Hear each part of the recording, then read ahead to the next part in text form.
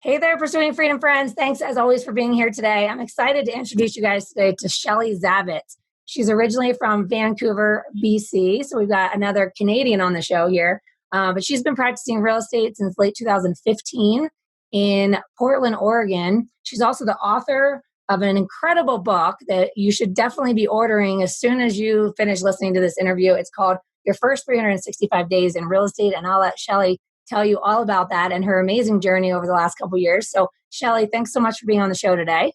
Thanks for having me. Appreciate it. Yeah, well, let's just dig in. So, you haven't been in the industry for super long time, but you've had a ton of fast success. And I think that everybody wants to know what's the magic bullet, even though we all know there is no magic bullet. So, tell us a little bit about your story and how you got into the business and what the journey's been like for you. Okay. Well, like you said, I was in Vancouver, BC. I was 15 years in broadcasting. I worked for Virgin Radio for the last 4 of that. And then I spent some of my time helping other radio stations launch new brands. So I was a part of 3 startups up there. And then my personal life sort of happened, and I was being drawn away from Canada to the United States. So I moved to Portland to be with my partner.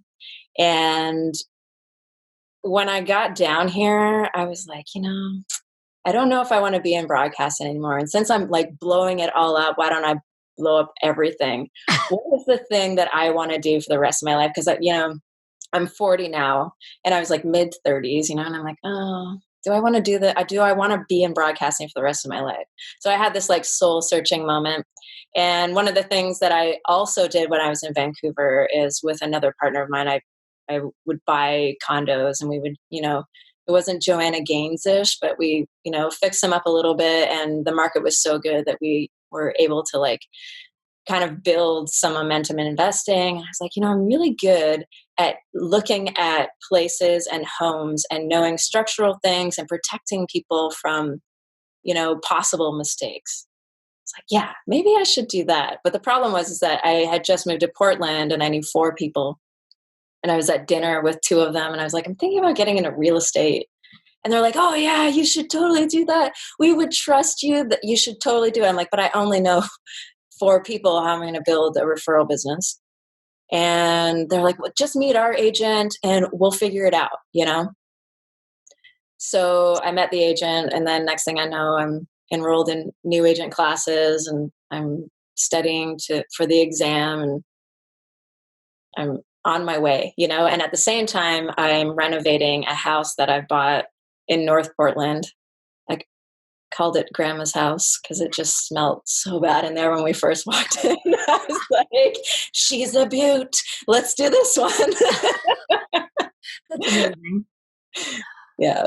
So tell us a little bit about, how did it happen then? Because I know you had a great first year in real estate. So tell us a bit about your first year and how you went from, 4 friends to a thriving real estate business, mostly by referral.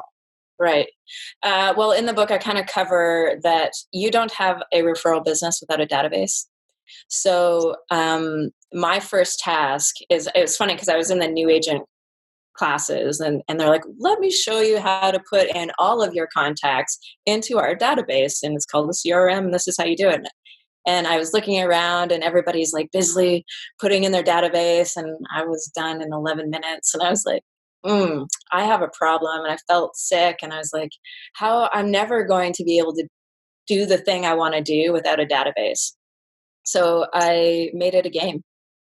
And it was basically every week I had to meet 8 people face to face. And maybe I met you, let's say, at an open house, or maybe I met you at a friend's dinner or something. There's like a lot of people. It had to be one-on-one. So I started building my database, and I was just focused on that. And then to get actual business, I was grinding in open houses. I was taking every sign call that I could. I was door knocking. I was that person. I was grinding like it was going out of style. I don't think I saw anyone. I was just like anyone that was like my friends or my family. I was just like working and working and working, because I knew that because I've done a startup business before. It wasn't in real estate, it was in radio, but the amount of the swell that you have to make in the industry to be able to get any kind of acknowledgement takes a lot of effort. It doesn't happen on accident, So, So when you say that you had a rule that you had to meet 8 people face to face every week, mhm. and first of all, I commend you for the discipline with that, because I feel like the formula for success is going to be the same no matter what or how or who you're seeing. At the end of the day, it's about building relationships with human beings and Yes. building that trust, and then building that business by referral as a byproduct of giving value and being a human. So we all know what we need to do to take the business from 0 to 60, whether that be as a brand new person in the business or whether you're a seasoned agent and you're just experiencing a lull and you have to get back to the basics. But my question is, just digging a little bit deeper here, is what was the premise for these get-togethers? I mean, a lot of people know what they need to do, but they just simply can't pick up the phone and set the appointment because they feel like it's so self-serving or salesy or whatever the case might be. So how did you overcome that, the insecurity that comes with being new in the business and having to set those appointments? Yeah, there is a ton of insecurity. A lot of what I talk about in the book is about overcoming rejection and failure. And you just need to, especially if you're new, you just need to come to the conclusion that that's the rite of passage, that not everyone's going to like you. Not everything you do is going to work. And when I met with those people, I didn't ask them about real estate at all. They asked me. And it's funny because we would sit there and I would ask them about what they like. Like if you were, say you met a friend on Bumble and you're just like going to sit down and have coffee and get to know them, that's what those meetings were. They had nothing to do with real estate, because I knew that people only use real estate agents who they know, like, and trust. So I had to overcome the know part because they didn't know me, and the trust. What kind of person is Shelley? That's all I was trying to convey. I'm a good person. I work hard for my people. I work hard for my friends. I show up as authentic as I can. I'm not trying to be anything I'm not. And I think that when I was doing that, it was resonating with people that my whole purpose in life is I have a service heart, and I just want to help people. And even now, my phone calls are surrounded with, like, if I'm calling a past client, it's, how do you like your house?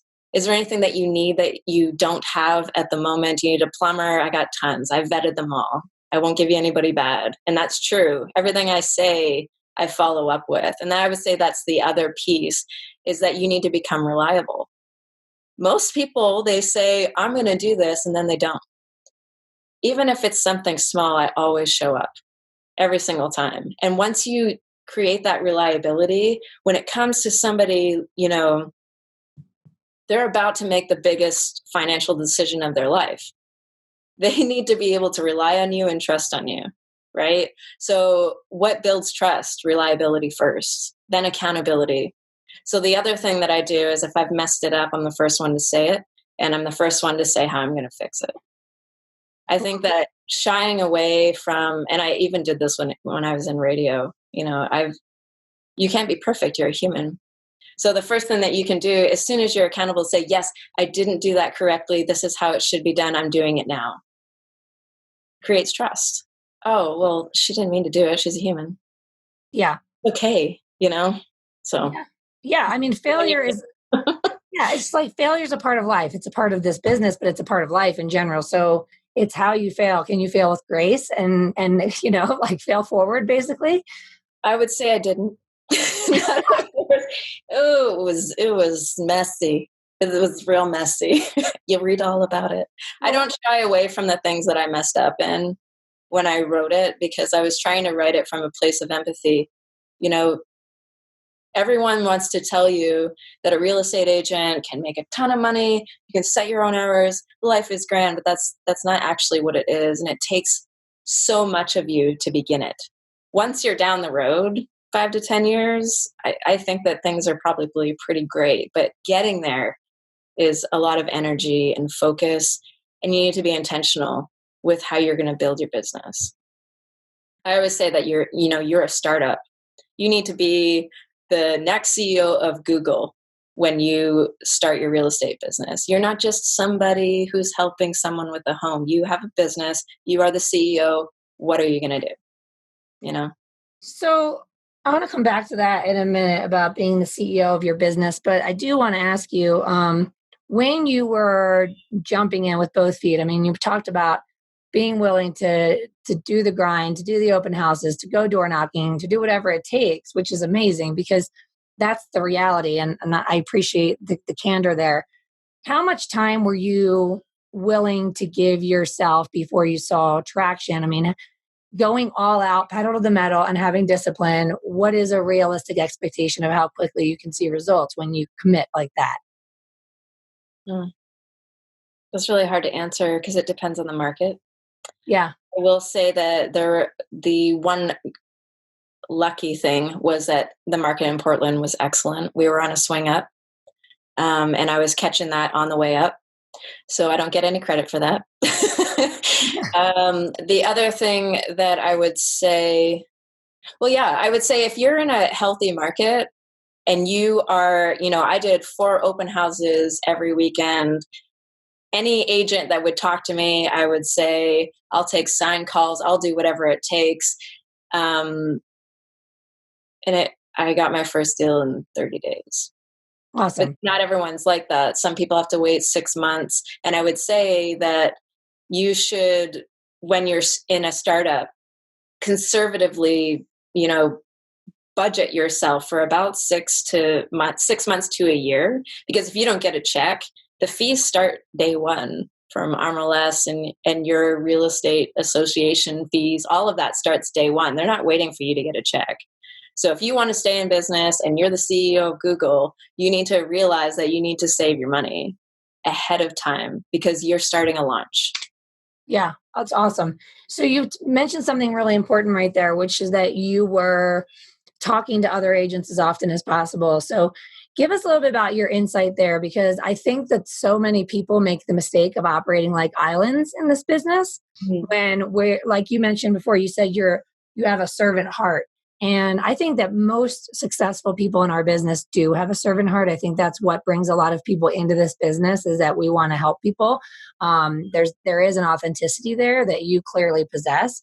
And I think that it's really important that you mentioned that you were communicating a lot with other agents and you weren't going it alone. So what did that look like for you? Just share a little bit more about that process. Right. Well, I learned in radio who you surround yourself with matters. And it was funny because when I was first signing up with my company, they wanted to put me in the rookie bullpen. And I was like, can I be in this other office with all of these like really mega producing agents? And I promise not to get in the way. I just want to listen. And it's funny because all of this happened on accident, but I ended up having 4, I call them positions, people that I kind of leaned on throughout. And then afterwards, when I wrote the book, I named them, which were names that kind of already existed. But I had this mentor, and she was basically running the business I wanted to run. I didn't know how to do it, but I was watching her and I was listening to her and I watched how she treated her clients. And I was like, that person is me in 10 years. I'm going to be running that business. I'm going to watch everything she does. If she lets me work with her, I will. I decided early that I didn't want to be on a team. I was going to build this thing. But if she would give me open houses or any kind of chance to be around her when she was doing business, I listened to everything she said. And then the other one was my coach, who I've mentioned before, not like the coach you pay, but the coach that like, oh, I failed that so bad, or I can feel this rejection so deep, I don't want to get up tomorrow. That's dramatic. Yeah, no. There were some really bad ones, and I would call her, and she would say, "That's the rite of passage, Shelley. Get going. That's yesterday. Let's get going." And I really found that having somebody just rah behind you a little bit when things are tough, that's what the coach was for me. And then I had the accountability partner. She was we were licensed within a week of each other, also wanted to be in that same office around people, like not be in the rookie bullpen. And together on accident, we sort of like figured out a way over the wall, and I was so proud to be around her because she had this incredible sales background and I was a creative director. So the sales thing was kind of new. Yeah. And I was like, I kind of watched her talk to her clients because she innately already had it. And I was like, man, that how she's phrasing that, what she's doing. And there was times when, I was like, I can't figure this out. And she's like, I don't think we'll know yet. We're going to know it later. And she was just like really great in that way. And then the last one was the visionary is what I called her. And she was somebody I didn't really talk to that much, but I was watching her change our industry. Like she was just so forward thinking. And I was like, look, if I end up anything like my mentor with the ability to think forward like my visionary, I'm going to be something that is not only great in the industry, but also I can help influence change in a positive way. And I think that that's my service heart's like, not only do I want to help people in the trenches, but I also think that our industry could get a little bit better in a way. So yeah, I love that.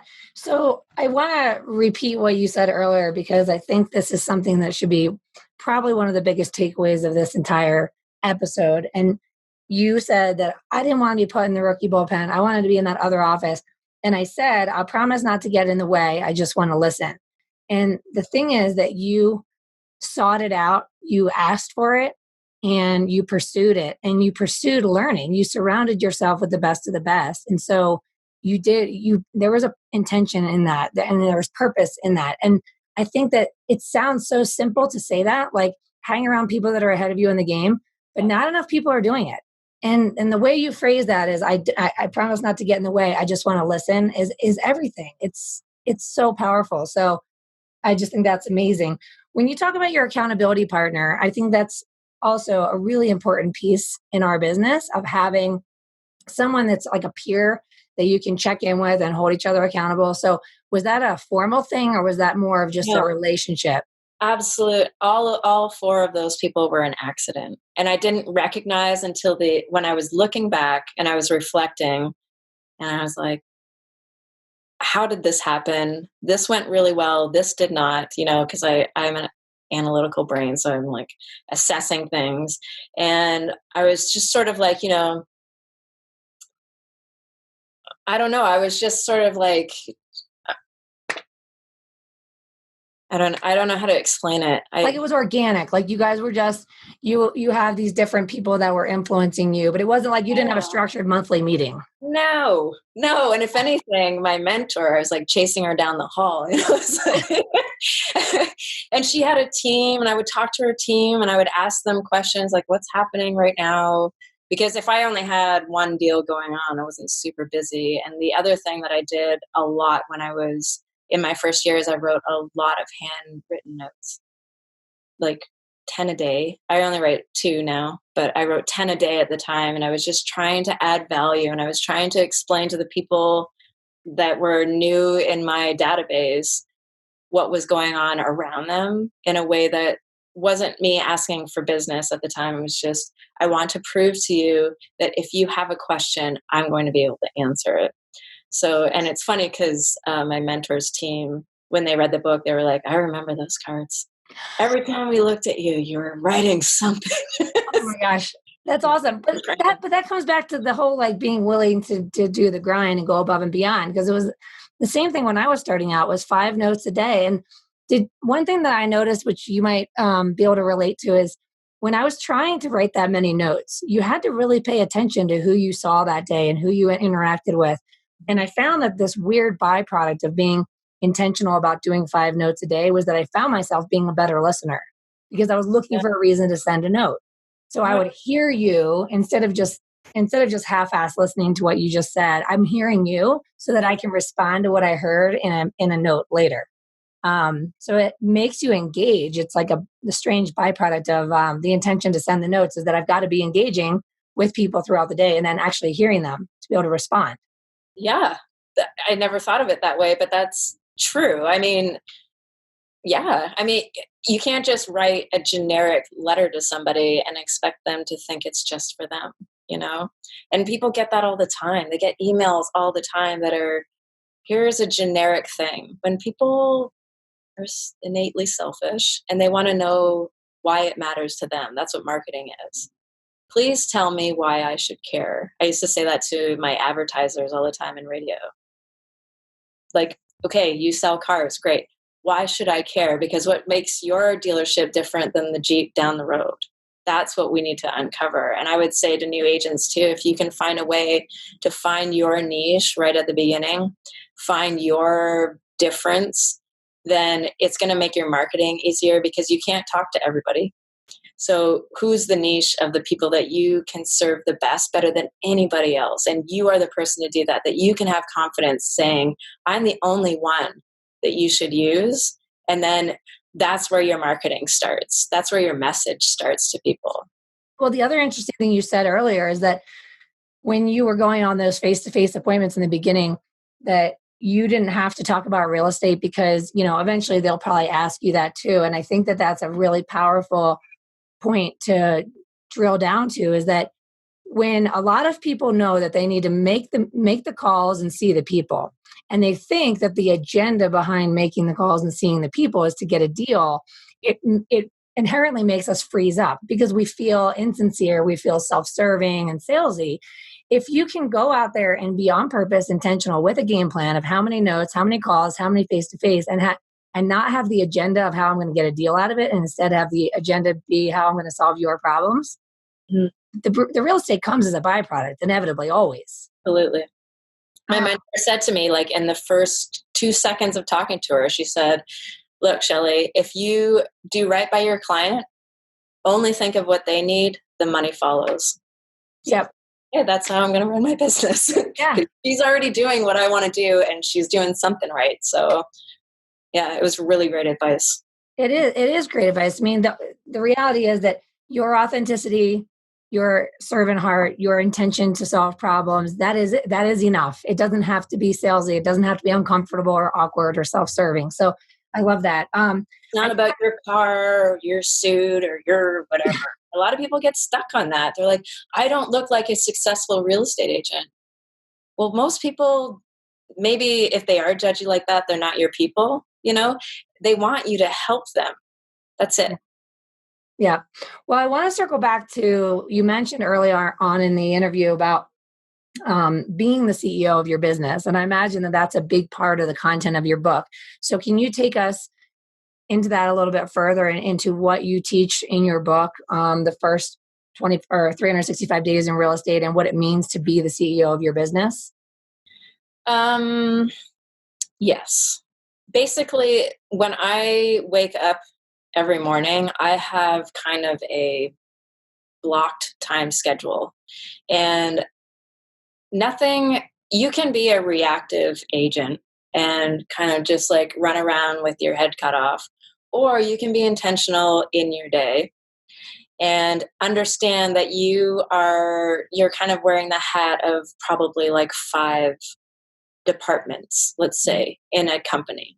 So you're the marketing department, you're the financial advisor, you're accounting, and you need to understand that you're building the foundation of a business that eventually you're going to hire someone into.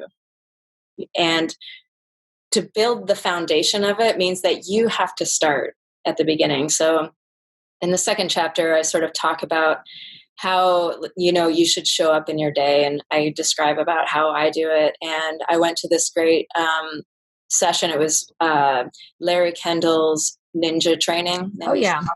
It's the best. Awesome. Just awesome. I just went again last month. He's the best. So good. Yeah. And he talks about working on your business in the morning and working in your business in the afternoon. And I took that to heart. I got licensed in September of 15 and I did the ninja selling in October. Thank you, company, for helping me do that. Again, lucky. And I took that to heart. I was like, I get up at 5:30 in the morning anyways. And I started this regiment of my note writing, and I didn't do home inspections. I do them in the afternoon. I do showings in the afternoon, and I work intentionally on my business, working on my pipeline, working on my database in the morning. I touch and touch and touch and touch and show people that I'm available, I'm reliable, I'm available, and I'm accountable. And that's what trust is. So my whole morning is around that pretty much. So, and then just the back end of the CEO part is, if you are going to launch a business, you need to have the finances. So if you're going to have a marketing budget, or if you need to be able to afford your rent for the next 6 months, all of that needs to be budgeted, and you need to be checking it monthly. So I love that. I am so excited to read your book and share it with everyone. thank you. So, apart from obviously buying your book, which everyone needs to do the second we end here, how else can folks get in touch with you or follow you and continue to be inspired by you? Because you covered so many things. I feel like we could go on for hours, but I know you don't have time for that. So, how can people get a hold of you and follow you and find you? On Instagram, I'm szavi. There's a website, newrealtor365.com. There's Instagram, newrealtor365. We're on Facebook, newrealtor365. It's kind of everywhere. If you just search it, it'll show up. There's also an Audible version. I'm actually really proud of this. The person that is the narration, I met her like a decade ago, and while I was in radio and a rookie in radio. And she read it, and she was nominated for a SOVA's award for Best Audible. So I just, her voiceover is incredible, and I'm proud of her for it. So I just wanted to give her props. Her name's Awesome. Natalie. Yeah. Well, thank you so much for coming on the show. I love everything about what you shared today, and just really appreciate you taking the time. Thank you so much for having me. It was a good conversation. Yeah. Well, thank you guys for tuning in as always. And you know what I'm going to ask you next. If you've ever listened before, I'm going to beg you, make sure you go to wherever you're consuming this content and leave a review. It's as simple as giving 5 stars, obviously 5. But if you look for the little pencil, you can add a little written review and just share your love, because it helps us continue to attract these amazing people like Shelley and help this content get found, so we can continue to help you on your journey, and all the other servant heart people out there that are looking to find happiness and joy and success in this crazy roller coaster of a business. I love and appreciate you. Have an awesome day.